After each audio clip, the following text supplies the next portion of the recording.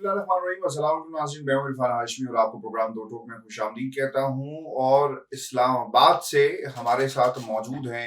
इब्राहिम राय साहब। राय साहब अस्सलाम वालेकुम। वालेकुम अस्सलाम। राय साहब, पहले तो आप खैर आफियत से पहुंच गए और इस्लामाबाद से आज आप हमारे साथ मुखातिब हैं और उम्मीद करते हैं कि सब कुछ ठीक होगा इस्लामाबाद में, क्योंकि लोग कंसर्न शो कर रहे थे और obviously you are back to Pakistan. राय साहब, तीन खबरें जिस पर हम तफसील से बात करेंगे। पहली खबर जो है इमरान खान के खिलाफ फैसला करने वाले जज के मुतालिक एक इंतहाई अहम चीज सामने आई है और इसकी तफसील अपने सुनने वालों के साथ हम शेयर करेंगे। और फिर ऐवान सदर में फौज के सुप्रीम कमांडर को धमकाने के लिए एक शख्सियत पहुंचती है। ये शख्सियत कौन थी, इसकी तफसील भी आज की इस नशिस्त में शामिल करेंगे। और राय साहब, फिर सबसे अहम लंदन है जिसे आप छोड़कर चले गए,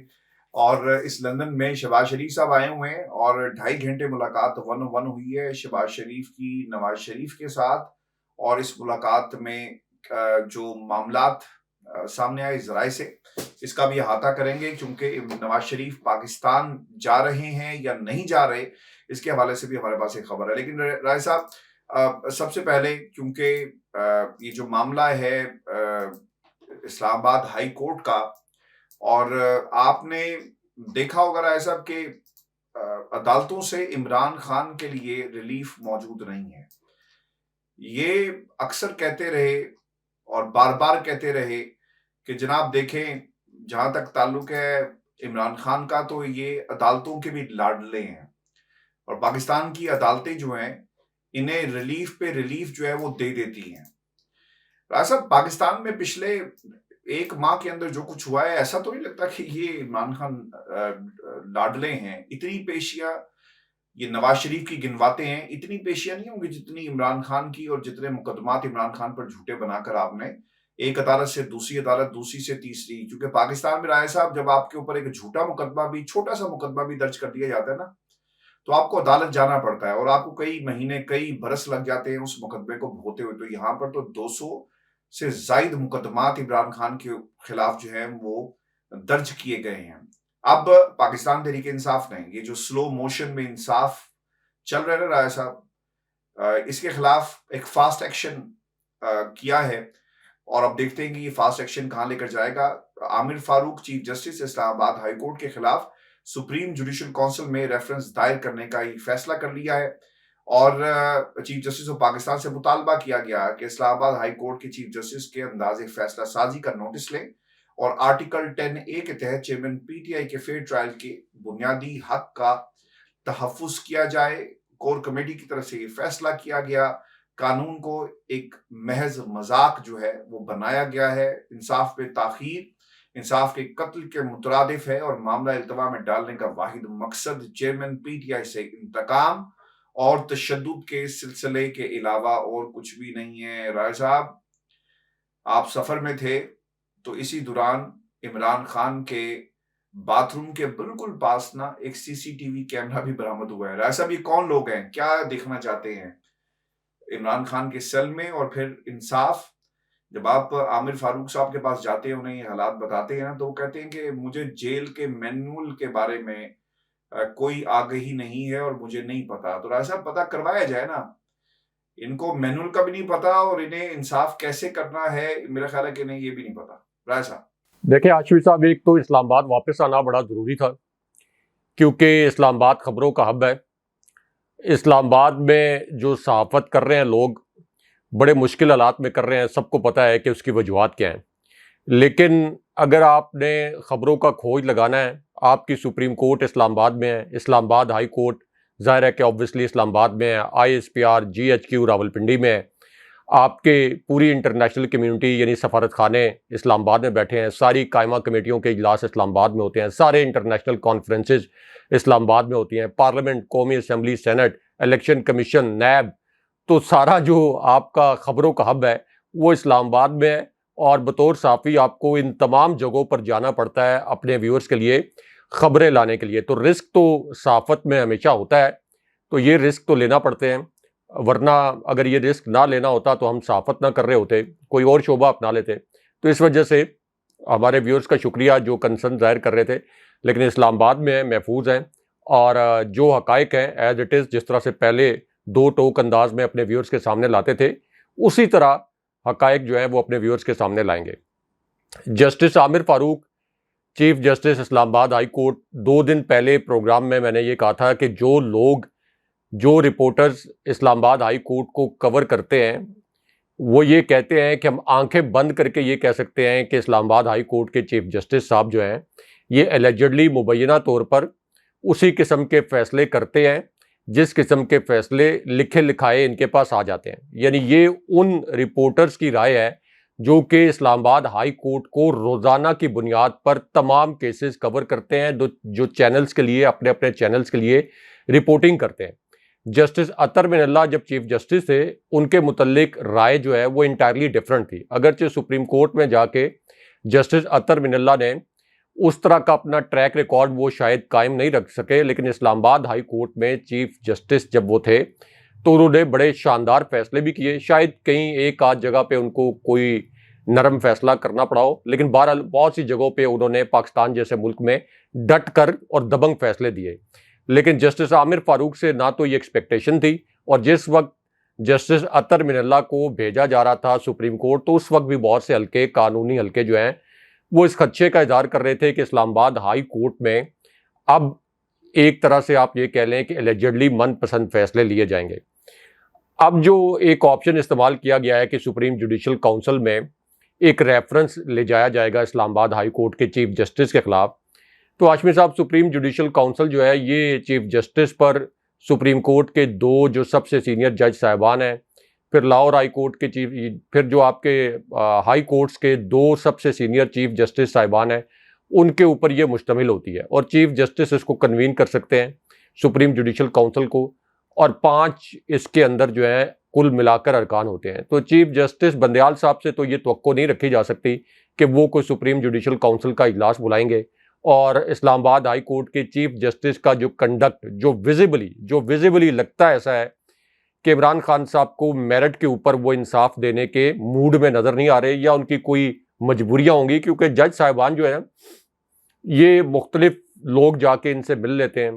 ان کے چیمبر میں بھی جا کے مل لیتے ہیں، ان کے گھروں پر بھی چلے جاتے ہیں، وہاں بھی ان کو کچھ پیغامات پہنچا دیے جاتے ہیں، کبھی کوئی ڈائریکٹ، کبھی انڈائریکٹ،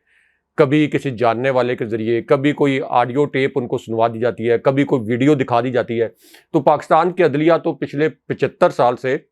سبمیسو رول پلے کرتی رہی ہے۔ تو اب چیف جسٹس بندیال صاحب جن کی سپٹمبر میں ریٹائرمنٹ ہو رہی ہے، تو ان سے یہ توقع کرنا کہ سپریم جوڈیشل کونسل کا وہ اجلاس بلائیں گے، اسلام آباد ہائی کورٹ کے چیف جسٹس کے کنڈکٹ کا نوٹس لیں گے، یا سپریم جوڈیشل کونسل کوئی اسلام آباد ہائی کورٹ کے چیف جسٹس کے خلاف کوئی کارروائی کرے گی، یہ تو بالکل نہیں ہوگا۔ لیکن اس کی ایک علامتی حیثیت ضرور ہے، اور وہ بڑی علامتی حیثیت بھی اس طرح نہیں ہے کہ ایک فرضی علامتی اہمیت ہے اور اس کے علاوہ کوئی اہمیت نہیں ہے، کیونکہ جس بھی چیف جسٹس کے خلاف آپ اس طرح سے ریفرنس دائر کرتے ہیں تو اس کا مطلب یہ ہے کہ وہ چیف جسٹس صاحب کے ریکارڈ پہ آ جاتا ہے کہ ان کا کنڈکٹ ایسا تھا کہ ان کے خلاف کسی بھی پارٹی نے، خاص طور پر چونکہ تحریک انصاف تو پاکستان کی سب سے بڑی اور سب سے مقبول پارٹی ہے، تو ان کے ریکارڈ پہ آ جائے گا کہ ان کے خلاف ایک ریفرنس دائر کیا گیا تھا۔ یہ ریفرنس چلے یا نہ چلے لیکن ان کے ریکارڈ پہ آ جائے گا۔ آگے جسٹس فائز عیسیٰ نے سپٹمبر میں چیف جسٹس بن جانا ہے، تو ان سے تو بالکل یہ توقع نہیں کی جا سکتی کہ وہ اسلام آباد ہائی کورٹ کے چیف جسٹس کا کنڈکٹ دیکھیں گے۔ لیکن اس کی اہمیت اس وجہ سے زیادہ ہے کہ چیف جسٹس صاحب کے کریئر کے اوپر، جو پہلے ہی کوئی بے داغ قسم کا کریئر نہیں تھا، اس کے اوپر ایک داغ جو ہے وہ ضرور لگ جائے گا۔ اس کی ظاہر ہے کہ میڈیا تو ویسے تحریک انصاف کی خبروں کو بلیک آؤٹ کرتا ہے، لیکن بہرحال یہ آپ کی ان کے کریئر میں اور آپ کی جو ایک قانون کی، آئین کی ایک تاریخ ہے، اس کے اندر لکھا جائے گا کہ پاکستان کی سب سے بڑی اور سب سے مقبول پارٹی نے اسلام آباد ہائی کورٹ کے چیف جسٹس کے خلاف ایک ریفرنس دائر کیا۔ لیکن اگر کچھ لوگ یہ سوچ رہے ہیں کہ موجودہ اندھیر نگری میں یہ جو ناکام ترین ریاست ہے، جہاں قانون کی، آئین کی دھجیاں اڑائی جا رہی ہیں، جہاں چیف جسٹس صاحب، سپریم کورٹ کے چیف جسٹس بھی مکمل طور پر سرنڈر کر کے بیٹھے ہوئے ہیں، تو اگر کوئی یہ توقع کر رہا ہے کہ اسلام آباد ہائی کورٹ کے چیف جسٹس کے خلاف کوئی سپریم جوڈیشل کونسل میں فیصلہ آئے گا، تو وہ آپ یہ کہہ لیں کہ لیکن ٹھیک ہے، بالکل یہ بہت ہی مشکل سا لگتا ہے کہ ایسا کوئی فیصلہ آئے گا۔ لیکن آپ نے نا اگر غور کیا ہو نا لطیف کھوسا صاحب نے یہاں تک کہا کہ سر آپ ہمارے خلاف فیصلہ دے دیں. انہوں نے کہا جناب اب ایسا کرتے ہیں نہ آپ کی سنتے ہیں نہ ان کی سنتے ہیں, ہم ایسا کرتے ہیں کہ ہم یہ جو کیس ہے اس کو جمعرات کے لیے رکھ لیتے ہیں, یا وہ صاحب پیپر یہ تلاش بنیاد کرتے ہیں بنی جس ہے. پر لکھا لکھایا فیصلہ ہے. پھر یہ بھی ایک پرابلم ہے نا. پھر دوسرا جو انہوں نے ایک اور کام کیا ہے, کیونکہ وہ پوچھ رہے تھے توشہ خانہ میں, دیکھیں فیصلہ ہو گیا, عمران خان کو جیل میں ڈال دیا, سزا سنا دی, سب کچھ ہو گیا. اب یہ کہا جا رہا ہے کہ توشہ خانہ سے جو توشہ خانہ کا ریکارڈ ہے الیکشن کمیشن وہاں سے نکال کر لانا ہے, تو اس میں ابھی ہمیں وقت چاہیے 2 ہفتے کا, ہم اس کی چھان بین کریں. ایسا فیصلہ پھر یہ کیوں سنایا انہوں نے؟ گواہوں کو پیش خان صاحب کرتے ہیں کہ ہم ان کو مانیں گے نہیں, اور پھر جس ریکارڈ کی بات کی جا رہی ہے, یعنی ایسا لگ رہا ہے کہ وہ بھی اب ریکارڈ شاید غائب ہو جائے گا یا بوقت ضرورت جو ہے اسے نکالا جائے گا. یہ بھی عامر فاروق صاحب سے سوال کیا گیا. کھوسا صاحب نے 10 منٹ کہا کہ آپ ہمارے خلاف فیصلہ دے دیں, آپ ہمیں گھر بھیج دیں, آپ کہیں کہ جناب نہیں. چونکہ مجھے لگتا ہے ایسا تھا کہ جب یہ فیصلہ سنایا جائے گا تو اوبیسلی کھوسا صاحب کی کوشش یہ تھی کہ اگر ہمارے خلاف فیصلہ آ جاتا ہے تو ہم سپریم کورٹ آف پاکستان میں جا کر اپنا کیس لڑیں, چونکہ یہاں پر اس جج نے فل سٹاپ لگا دیا ہے. اب ریفرنس فائل ہو اور ان کی شکایت جو ہے وہ supreme court of Pakistan judicial council کو لگے, اب مناسب بات ہے کہ لگتا کچھ نہیں ہے کہ ہو سکے گا, لیکن راجہ صاحب کوشش تو ہے. کوشش یہ ہے عمران خان میں آپ کو بتاتا ہوں, کوشش یہ ہے کہ یہ عمران خان صاحب کی اپیل پر فیصلہ, اور جس طریقے سے یہ کہا گیا کہ آپ فیصلہ دے دیں اور ہم سپریم کورٹ میں چلے جائیں, کوشش یہ ہے کہ جسٹس بندیال جو ہیں چیف جسٹس, یہ ریٹائر ہو جائیں جب تک سپریم کورٹ میں تحریک انصاف جاتی ہے. کوشش یہ ہے کہ اس وقت تک اس کے اوپر حتمی فیصلہ نہ دیا جائے, تاکہ ایسا نہ ہو کہ چیف جسٹس صاحب یا سپریم کورٹ کے جو دیگر جج صاحبان ہیں وہ آخر میں جاتے جاتے, خاص طور پر چیف جسٹس صاحب, شاید ان کا ضمیر کوئی ملامت کرے اور ایسا نہ ہو کہ میرٹ پر عمران خان صاحب کو انصاف دے دیں. تو اس لیے انتظار یہ کیا جا رہا ہے کہ جسٹس فائز عیسیٰ ٹیک اوور کر لیں ایز چیف جسٹس, اس کے بعد جا کر فیصلہ دیا جائے, پھر سپریم کورٹ میں جا کر یہ کیس فائل ہو, اپیل فائل ہو, اور پھر دیکھا جائے کہ سپریم کورٹ جو ہے, یعنی جسٹس فائز عیسیٰ کی جو سپریم کورٹ ہوگی, وہ کس قسم کا فیصلہ دیتی ہے. تو یہ میں اس لیے تو کہتا ہوں کہ یہ ناکام ترین جنگلی معاشروں, قبائلی معاشروں میں بھی قانون کی اس طرح سے دھجیاں نہیں اڑائی جاتی جو کچھ پاکستان میں ہو رہا ہے.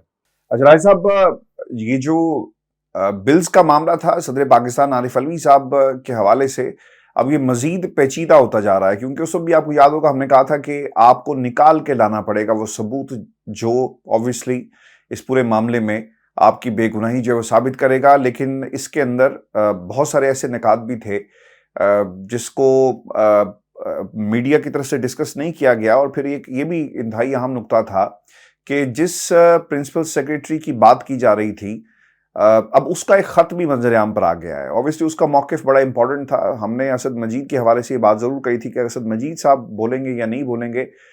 لیکن ان کا کوئی سامنے نہیں آیا, کوئی اسٹیٹمنٹ سامنے نہیں آیا. لیکن صدر صاحب کے سیکرٹری کا ایک خط آ گیا ہے, اور انہوں نے کیا کہا وہ یہ کہتے ہیں, وقار احمد ان کا نام ہے, اور وہ یہ کہتے ہیں کہ صدر مملکت نے میری خدمات واپس کر دی, لیکن میں حقائق سامنے رکھنا چاہتا ہوں. ایسا تاثر دیا گیا کہ سیکرٹری مذکورہ بلوں سے متعلق کسی بے ضابطگی کا ذمہ دار ہے. وقار احمد کے مطابق پاکستانی آرمی ایکٹ بل 2 اگست کو ایوان صدر میں وصول ہوا. صدر مملکت کو یہ بل 3 اگست کو بھیج دیا گیا تھا. حقائق واضح ہیں, نہ میں نے بلز کے معاملے میں تاخیر کی اور نہ ہی بے قاعدگی, اور نہ صرف نظر. حقیقت یہ ہے کہ فائلز ابھی بھی صدارتی چیمبر میں موجود ہیں. صدر کے سیکرٹری نے یہ بھی کہا کہ خدمات میری واپس کرنے کا فیصلہ انصاف پر مبنی نہیں. صدر مملکت نے عالمی ایک ترمیمی بل کی نہ منظوری دی, نہ تحریری طور پر واپس پارلیمنٹ بھیجنے کو کہا. مذکورہ فائل 21 اگست تک سیکرٹری کے آفس میں واپس نہیں بھجوائی گئی.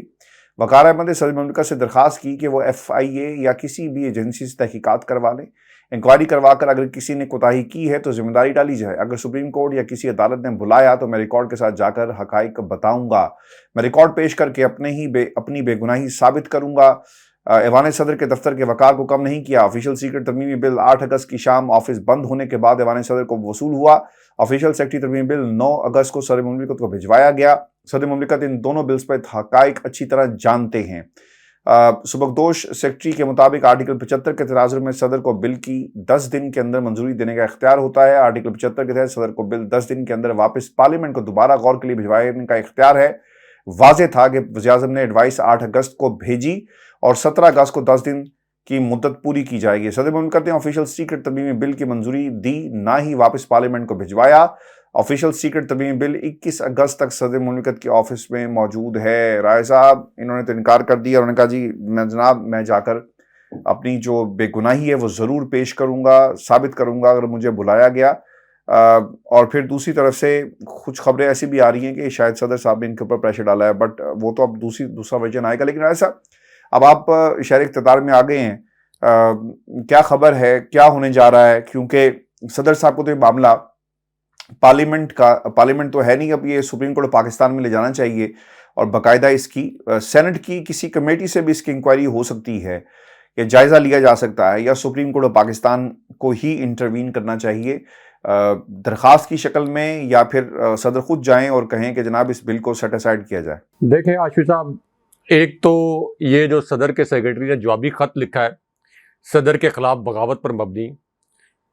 تو یہ کیا پاکستان کے اندر یا کسی بھی ملک کے اندر خاص طور پر وہ صحافی جو ایوان صدر کو کور کرتے ہیں، پرائم منسٹر ہاؤس کی ایکٹیویٹیز کو کور کرتے ہیں، تو کیا کوئی سیکرٹری یہ جرت کر سکتا ہے کہ اپنے پرائم منسٹر کے خلاف یا اپنے صدر کے خلاف اس طرح کا خط لکھے، اس کے مندرجات کو لیک کرے، اس کے مندرجات کو میڈیا میں لے کے آئے؟ کوئی بھی سیکرٹری اپنے طور پر جب تک کوئی قوت اس کی پش پناہی نہ کر رہی ہو، جب تک کوئی حکومت اس کی پش پناہی نہ کر رہی ہو، جب تک شریف خاندان جنہیں میں نے یا آپ نے مافیا نہیں قرار دیا، جنہیں عدالتوں نے، اعلیٰ ترین عدالتوں نے، سپریم کورٹ کے لیول پر جنہیں مافیا قرار دیا گیا تھا، جب تک اس قسم کی قوتیں کسی سیکرٹری کی پش پناہی نہ کر رہی ہوں تو سوال ہی نہیں پیدا ہوتا کہ اتنا بڑا اقدام اٹھایا جائے کہ اس طرح کا خط لکھا جائے، اس خط کے مندرجات جو ہیں وہ پھر لے آئیں، میڈیا کے اندر لیک کر دیے جائیں۔ تو یہ تو ساری پلاننگ تھی۔ اس سے تو مزید یہ معاملہ ایکسپوز ہو گیا ہے کہ صدر عارف علوی کے جو سیکرٹری ہیں یا صدر عارف علوی کا جو عملہ ہے وہ کس کے کہنے پر کام کر رہا تھا۔ اچھا، پرائم منسٹر ہاؤس میں، پرائم منسٹر آفس میں جو ریسیو ہوئے ہیں یہ بلز، ان کے اوپر صدر عارف علوی کے سگنیچر نہیں ہیں۔ اب اس بات کی تصدیق بھی کر دی گئی ہے کہ سگنیچر نہیں ہے۔ اب اس کے اندر ایک بڑی دلچسپ بات ہے کہ ایک بہت بڑی ملاقات ہوئی ہے، بہت ہی اہم ملاقات، اور اس ملاقات کا کوئی پریس ریلیز جاری نہیں کیا گیا، کوئی اعلامیہ جاری نہیں کیا گیا۔ آپ نے اب سپریم کورٹ کی بات کی کہ کیا یہ معاملہ سپریم کورٹ میں جائے گا یا سپریم کورٹ اس کے اوپر از خود نوٹس لے گی یا صدر عارف علوی کو کوئی انصاف ملے گا؟ تو جنہوں نے نوٹس لینا تھا یا جن سے یہ توقع کی جا رہی ہے کہ سپریم کورٹ کے چیف جسٹس اس اندھیر نگری کو یا صدر کے خلاف یہ جو آئینی ایک یہ جو انہوں نے اپنی جانب سے آئینی جواز گھڑا، لیکن یہ غیر آئینی اقدام یعنی صدر کے خلاف جو بغاوت کی گئی، اس کی کوئی تحقیقات کروانے کے لیے کیا سپریم کورٹ سے کوئی آرڈر آئے گا یا سپریم کورٹ اس کو ٹیک اپ کرے گی؟ تو سپریم کورٹ کے چیف جسٹس سے ایک بڑی اہم ملاقات ہوئی ہے اور بڑی خفیہ ملاقات ہوئی ہے، کیونکہ اس کا پریس ریلیز جاری نہیں کیا گیا۔ اگر اس کا پریس ریلیز جاری کیا جاتا تو پھر بھی یہ کہا جاتا کہ چلے کم سے کم اس کو اتنا خفیہ رکھنے کی کوشش نہیں کی گئی۔ اور یہ آپ پتہ کرائیں کہ اٹارنی جنرل یا جو آپ کے نگران وزیر قانون ہیں یہ چیف جسٹس صاحب سے کس سلسلے میں ملے تھے، کیا بات وہاں پر ڈسکس ہوئی، اور ایک ایسی صورتحال میں جب یہ کہا جا رہا تھا پی ٹی آئی کی جانب سے کہ ہم یہ آرمی ایکٹ بل کا معاملہ جو ہے یہ لے کر جائیں گے سپریم کورٹ میں، تو اس صورتحال میں نگران وزیر قانون، اٹارنی جنرل، خفیہ ملاقاتیں چیف جسٹس کے ساتھ انہی بلز کے متعلق، تو اس کا کیا مطلب ہے؟ اس کا مطلب یہ ہے کہ پہلی چیف جسٹس کو کوئی پیغام دے دیا گیا ہے کہ پی ٹی آئی اگر یہ کیس لے کر سپریم کورٹ آتی ہے یا صدر عارف علوی کو صدارتی ریفرنس کی صورت میں یا الگ کوئی پٹیشن فائل کرتے ہیں تو پھر کیا ہوگا؟ کیا چیف جسٹس اس معاملے کو ٹیک اپ کریں گے؟ میرا نہیں خیال کہ چیف جسٹس صاحب نے جس طریقے سے پہلے ہومیوپیتھک فیصلے کیے پنجاب الیکشن کے حوالے سے اور ادروائز نیب ترامیم کے حوالے سے یا اس سے پہلے بھی، ابھی تو چیف جسٹس صاحب کہتے رہے کہ ہم اس سے پہلے ہم اس کیس کو نمٹائیں گے۔ وہ آگے اس حوالے سے بھی ایک بڑی دلچسپ خبر ہے، وہ بھی شیئر کرتے ہیں۔ جی ایچ یو کے حوالے سے بھی ایک بڑی اہم بریکنگ نیوز ہے، وہ بھی شیئر کرتے ہیں۔ لیکن کیا چیف جسٹس سے یہ ایکسپیکٹیشن ہے، کیونکہ یہ ہاشمی صاحب یہ جو خفیہ ملاقاتیں ہوتی ہیں یہ خفیہ ملاقاتیں ہوتی ہیں تو اس کا مطلب یہ ہے کہ کوئی اندر خانے ڈیل ہو رہی ہوتی ہے، ورنہ ان ملاقاتوں کو خفیہ رکھنے کی کیا ضرورت ہے؟ آپ ایک پریس ریلیز جاری کر دیں. اگر نگران وزیر قانون جا کر ملتے ہیں چیف جسٹس سے، اٹارنی جنرل ملتے ہیں، تو ایک اعلامیہ ہمیشہ سپریم کورٹ جاری کر دے، بے شک اس میں لکھ دے کہ آرمی ایکٹ بل کے تحت اپنی رائے سے چیف جسٹس کو آگاہ کیا، نگران حکومت نے اپنی رائے سے آگاہ کیا. لیکن ان ملاقاتوں کو خفیہ رکھنا، پھر ذرائع سے خبر تو باہر آ جاتی ہے. سپریم کورٹ کے جو رپورٹر ہیں اسلام آباد کے اندر، یہ بڑے ایفیشینٹ رپورٹر ہیں، کوئی چیز ان سے مس نہیں ہوتی، ذرائع سے آگے پیچھے سے خبر آ جاتی ہے. تو اس لیے ایک تو اس کے اوپر بھی بہت بڑا کویسچن مارک کھڑا ہوتا ہے. دوسرا یہ کہ صدر نے کہا کہ سیکرٹری کی خدمات واپس کریں. آپ اندازہ کریں کہ پاکستان کا سب سے بڑا آئینی عہدیدار، اس کے بعد صدر نے ایک ڈیزگنیٹ کیا نئی سیکرٹری کو، لیکن انہیں کس نے کہا کہ آپ انکار کر دیں کہ، یعنی ایک سرکاری ملازم ہے، وہ انکار کر رہی ہیں کہ میں ایوان صدر میں سیکرٹری کے فرائض انجام نہیں دوں گی. ہاشمی صاحب، یہ کس ملک میں ہوتا ہے؟ کون ان کو اتنی جرت دے رہا ہے کہ یہ اس طرح سے کھلے عام بغاوت کریں؟ یعنی نئے سیکرٹری کے لیے جو نام تجویز کیا گیا، ان کی جانب سے یہ خبر لانچ کروا دی گئی کہ انہوں نے انکار کر دیا صدر کے سیکرٹری کے طور پر کام کرنے سے. یہ کس ملک میں ہوتا ہے؟ ان کے خلاف تو فوراً ایکشن ہونا چاہیے. یعنی اس وجہ سے نہیں کہ عارف الوی صدر ہیں، کوئی بھی صدر ہوتے، ممنون حسین مرحوم بے شک صدر ہوتے، ان کے خلاف تو ایکشن ہونا چاہیے، ایسے سرکاری افسران اور سرکاری ملازمین کے خلاف. تو یہ کہنا کہ صدر کی جانب سے کوئی دباؤ ڈالا جا رہا تھا، صدر کی تو کوئی پوزیشن اس وقت ہے ہی نہیں کہ وہ دباؤ ڈالیں. صدر کے اوپر دباؤ ڈالا گیا، صدر کے اوپر مختلف مواقع پر دباؤ رہا، یہ بات تو مانی جا سکتی ہے. لیکن سب کو پتہ ہے کہ چونکہ صدر عارف الوی پی ٹی آئی کا حصہ تھے، اس کے بعد وہ صدر بنے، وفاق کی علامت بن گئے، تو پی ٹی آئی کو کس قسم کے کریک ڈاؤن کا سامنا ہے، صدر عارف الوی کو کس قسم کے دباؤ کا سامنا ہوگا کہ عمران خان صاحب سے قطع تعلق کر لیں، یا جو شہباز شریف کی حکومت کی جانب سے یا نگران حکومت کی جانب سے جو سمریز آ رہی ہیں ان کو فوراً اپروو کریں. تو یہ تو مانا جا سکتا ہے کہ صدر کے اوپر دباؤ ہوگا، لیکن صدر کی تو کوئی ایسی پوزیشن اس وقت نہیں ہے. یعنی پاکستان کے موجودہ زمینی حقائق کو دیکھیں کہ صدر کسی پر دباؤ ڈال سکیں، اور خاص طور پر اپنے سیکرٹری کو اگر یہ کہیں، یہ جو خبر لانچ کروائی گئی کہ 2-3 سال کے بعد پی ٹی آئی کی حکومت آئے گی تو آپ کو اکوموڈیٹ کر دیں گے، سوال ہی نہیں پیدا ہوتا کہ صدر اتنی غیر ذمہ داری سے کسی سیکرٹری کو، یعنی اپنے سیکرٹری کو یہ بات کہیں. تو یہ جو اب نام نہاد گواہان سامنے لائے جا رہے ہیں، اور جس طریقے سے ایک کے بعد ایک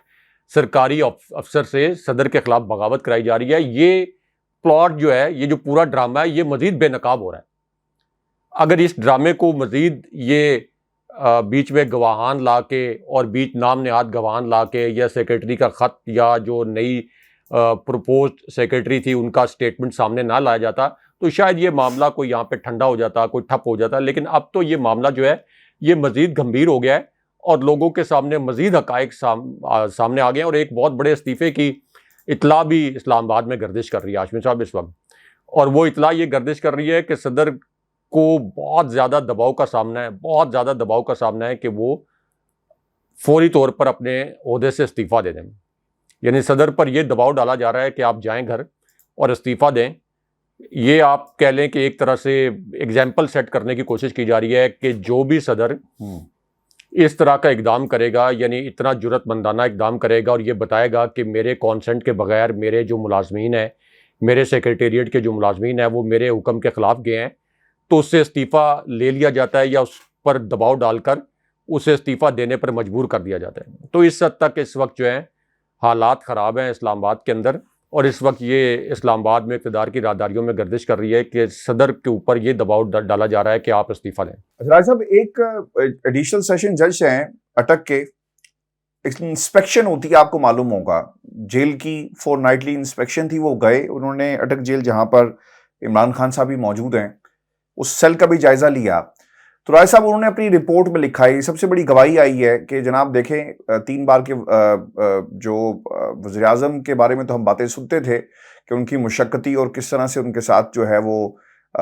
ایک بادشاہوں کا سلوک جو ہے عدالت جو جیل ہے اس میں کیا جاتا تھا، لیکن جو عمران خان صاحب ہیں ان کے ساتھ کیا سلوک ہو رہا ہے، یہ ان کی طرف سے گواہی آئی. اور بتایا یہ گیا کہ عمران خان کا باتھ روم کی دیواریں بالکل بھی نہیں ہے، مطلب نہ ہونے کے برابر ہیں، بے پردگی ہے، بالٹی ایک وہی آپ استعمال کریں گے، اگر ضرورت حاجت ہے، اور پھر دوسری طرف کیمرہ لگا ہوا تھا 5 فٹ دور، عمران خان کے سیلز کے کیمرہ لگا ہوا تھا، جس کے بارے میں کسی کو کیا معلوم نہیں تھا، یہ جان بوجھ کے لگایا گیا۔ رائے صاحب کیا دیکھتے ہوں کہ اس کیمرے سے عمران خان کی حالت کیسی ہے؟ پھر شیو کا سامان نہیں دیا۔ اب سننے میں یہ آیا کہ تمام چیزیں مہیا کی گئی ہیں، کرسی، ٹیبل، اس کے علاوہ جو دیوار ہے اس کو اونچا کر دیا گیا ہے، یعنی ایک بہتر جیل عمران خان کے لیے تیار جو ہے وہ کر دی گئی ہے۔ رائے صاحب، ہاشمی صاحب، یہ بالٹی والی خبر میں نے اپنے پروگرام میں جب بریک کی تو یہ پی ٹی آئی کے لوگ بھی، یا شاید کچھ لوگوں نے پی ٹی آئی کے سپورٹرز کا روپ دھارا ہوتا ہے، تو بڑی انہوں نے تنقید کی۔ انہوں نے کہا یہ بالٹی والی خبر پتہ نہیں آپ کہاں سے لے کے آ گئے۔ آج وہ بالٹی والی خبر کی تصدیق جو ہے یہ ہم نے اپنے ذرائع سے، کیونکہ عمران خان صاحب کے ساتھ جو لوگ ملنے جاتے رہے، خاص طور پر ان کے وکلا، تو بطور صحافی آپ ان سے بات چیت کرتے رہتے ہیں کہ کن حالات میں ہیں عمران خان صاحب، ان کی جیل کس قسم کی ہے، کس قسم کی سہولتیں میسر ہیں۔ تو یہ اوپن واش روم والی خبر اور یہ بالٹی والی خبر بھی سب سے پہلے ہم نے بریک کی، تو اس وقت ہمیں تنقید کا سامنا بھی کرنا پڑا کہ کیا آپ ادھر عمران خان صاحب کے ساتھ جیل میں ہیں یا کیا آپ ملاقات کر کے آئے ہیں؟ تو ملاقاتیں تو نہیں کرنے دی جا رہی عمران خان صاحب سے، یعنی کوئی صحافیوں کو تو ملاقات کرنے کا وقت نہیں دیا جا رہا کہ صحافی جا کے وہاں پہ رپورٹ کریں۔ حالانکہ یہ جب نواز شریف جیل میں تھے تو ہاشمی صاحب صرف اسلام آباد سے کوئی 500 صحافی جا کے نواز شریف سے ملاقات کر کے آئے تھے، تاکہ وہ اپنے تاثرات بیان کر سکے کہ نواز شریف جو ہیں وہ جیل میں کیسے ہیں، کس قسم کی سہولتیں ہیں، یا کیا ان کو تنگی ہے وہاں پر۔ تو صرف اسلام آباد کے 500 صحافیوں نے نواز شریف سے ملاقات کی تھی۔ تو بہرحال وہ ہم نے ذرائع سے خبر دی تھی، یہ بالٹی والی، کہ اسی کے ساتھ آپ نے منہ دھونا ہے، اسی کے ساتھ آپ نے حاجت کے لیے استعمال کرنا ہے، اسی کے ذریعے اگر آپ نے وضو کرنا ہے یا نہانا ہے تو وہ ایک بالٹی پانی ہے۔ اور واش روم کے متعلق بھی ہم نے بتایا تھا کہ چھوٹی چھوٹی دیواریں۔ لیکن یہ ہاشمی صاحب، اس کے اندر جو سب سے اہم بات یہ ہے کہ نواز شریف اور مریم نواز کی جو جیل تھی، جس کے متعلق لوگ یہ کہتے ہیں کہ انہوں نے بھی تو جیل کاٹی، انہوں نے جو جیل کاٹی اس طرح کی لوگوں کو گھروں میں، یعنی پاکستان کے 99% لوگوں کو گھروں میں وہ سہولتیں میسر نہیں ہیں۔ ایئر کنڈیشنر لگے ہوئے، اٹیچ باتھ، 2 مشقتی، 2 لانز، اخبار کی سہولت، اس کے علاوہ آپ کو لائبریری کی سہولت۔ تو کسی قسم کی تنگی کا سامنا جو ہے وہ نواز شریف کو یا مریم نواز کو جیل کے اندر نہیں تھا۔ ایک مرتبہ مریم نواز کے متعلق انہوں نے بعد میں اعتراف بھی کیا کہ وہ موبائل فون بھی ان کے پاس تھا۔ تو ایک مرتبہ یہ مریم نواز نے کلیم کیا کہ کوئی کیمرہ لگا ہوا تھا، تو اس کی تحریک انصاف کی حکومت نے کہ نیب کی تحویل میں کوئی کیمرہ لگا ہوا تھا مبینہ طور پر، تو اسی وقت مذمت کی گئی تھی اور یہ بھی کہا گیا تھا کہ اس کی تحقیقات ہم کروائیں گے۔ لیکن عمران خان صاحب کے متعلق تو واضح ہے کہ اصل میں ان کو اعصابی طور پر توڑنے کی کوشش کی جا رہی تھی، اعصابی طور پر ان کو کمزور کرنے کی کوشش کی جا رہی تھی کہ کسی طریقے سے وہ کمپرومائز کر دیں، کوئی ویڈیو سٹیٹمنٹ جاری کر دیں، کوئی اس طرح کا معاہدہ کر لیں جس طرح کا معاہدہ نواز شریف نے کیا تھا 10 سال تک کہ وہ پاکستان نہیں آئیں گے اور سعودی عربیہ وہ چلے گئے تھے۔ اگرچہ بعد میں اس معاہدے کو توڑ کر سعودی عرب سے بھی جھوٹ بول کر سعودی عربیہ سے معاہدہ توڑ کر پاکستان آئے تھے، اور سعودی وزیر ان کے پیچھے ان کے آنے سے پہلے پاکستان آ کر انہوں نے وہ کاغذ بھی لہرایا تھا جس کے اوپر نواز شریف کے دستخط تھے۔ تو عمران خان صاحب کو اصل میں مجبور جو ہے اس وجہ سے اس قسم کی اذیتیں دے کر مجبور کیا جا رہا ہے۔ لیکن عمران خان صاحب کے متعلق جاننے والے جانتے ہیں کہ سٹیل نروز ہیں ان کے، فولادی اعصاب ہیں، اور کسی بھی صورت وہ کمپرومائز نہیں کریں گے۔ اس سے پہلے براہ راست لوگوں نے دیکھا اپنی ٹی وی سکرین پر کہ عمران خان صاحب کو دن دہاڑے گولیاں ماری گئیں، یہ پوری دنیا نے دیکھا ٹی وی سکرینز پر۔ لیکن اس کے باوجود عمران خان صاحب کا نام اس وقت تک ECL پر بھی نہیں تھا۔ عمران خان صاحب بیرون ملک نہیں گئے۔ عمران خان صاحب جب مقدمات بھگت رہے تھے اس وقت بھی عمران خان صاحب کا نام ECL پر نہیں تھا۔ یہ تو جب عمران خان صاحب نے باہر جانے سے انکار کر دیا اس کے بعد انہوں نے ایک رسمی سی کارروائی کی کہ عمران خان صاحب کا نام ECL پر ڈال دیا جائے۔ اگر آج بھی عمران خان صاحب کہیں کہ ٹھیک ہے میں اپنے نظریے سے تھوڑا سا پیچھے ہٹ جاتا ہوں یا تھوڑا سا اپنا جو سٹینس ہے اس کو مائلڈ کر لیتا ہوں، تو یہ ہاشمی صاحب 24 آورز 24 گھنٹے کے دوران عمران خان صاحب کو باہر جانے دیا جائے گا۔ 24 گھنٹے سے بھی کم وقت میں عمران خان صاحب سے یہ کہیں گے کہ چلیں ہماری جان چھوٹے، کسی طریقے سے عمران خان صاحب کو ہم نے جیل میں رکھا ہوا ہے اتنے مشکل حالات میں، اس کے باوجود تحریک انصاف کی مقبولیت بڑھ رہی ہے۔ تحریک انصاف کو قلعدم کرنا بھی ایک چیلنج ہے، تو اس کے باوجود تحریک انصاف جیت جائے گی۔ لیکن اصل ایشو یہ ہے کہ عمران خان صاحب ٹوٹ نہیں رہے۔ ان تمام اذیتوں کے باوجود عمران خان صاحب جب بھی ان کے وکلا جا کر وہاں ملتے ہیں تو وہ یہ کہتے ہیں کہ عمران خان صاحب نے کہا ہے کہ مجھے اگر یہ تاحیات بھی قید رکھیں، تاحیات بھی اسی طرح کی اذیتیں دیں، تو تب بھی میں اپنے نظریے سے، حقیقی آزادی کے نظریے سے 1 انچ پیچھے نہیں ہٹوں گا۔ اچھا راج صاحب، لندن سے خبر یہ ہے کہ شہباز شریف صاحب پہنچے، 2.5 گھنٹے ملاقات جو ہے جاری رہی ہے۔ میں نے نون لیگ کے ایک بہت ہی ذمہ دار شخصیت سے بات کی اور میں نے ان سے یہ سوال کیا کہ نواز شریف کی پاکستان واپسی کے حوالے سے آپ کے پاس کیا اطلاعات ہیں؟ تو انہوں نے بغیر کسی جھجک کے مجھے فوری طور پہ یہ کہا کہ نواز شریف صاحب ابھی کوئی فیصلہ نہیں کیا گیا کہ وہ سپتمبر میں پاکستان واپس آئیں گے یا نہیں آئیں گے، اور ابھی بہت ساری چیزوں پر ان کو دیکھنا بہت ہی ضروری ہے۔ تو obviously پھر کچھ سوالات رائے صاحب، جب کوئی کہتا ہے نا کہ بہت ساری چیزوں کا جائزہ لیا جا رہا ہے جس پہ پاکستان کی اسٹیبلشمنٹ ہے، شہباز شریف کے ہوتے ہوئے، شہباز شریف کی سیاست کے ہوتے ہوئے نواز شریف کی سیاست کیا پاکستان کی اسٹیبلشمنٹ کو قابل قبول ہوگی یا پھر کچھ اور راستہ نکالا جائے گا؟ پھر رائے صاحب یہ بھی انتہائی اہم ہے کہ نواز شریف صاحب پاکستان آئیں گے تو پھر ان کا ہمیشہ سے جو اگریسو بیانیہ ہے وہ کیا پاکستان کی اسٹیبلشمنٹ کو قابل قبول ہوگا؟ اور پھر ہم نے کئی دفعہ یہ بات ضرور کہی کہ عمران خان کے نام پر، مریم کے نام پر، نواز شریف کے نام پر، ان سب کے ناموں پر بڑے بڑے کراس لگے ہوئے ہیں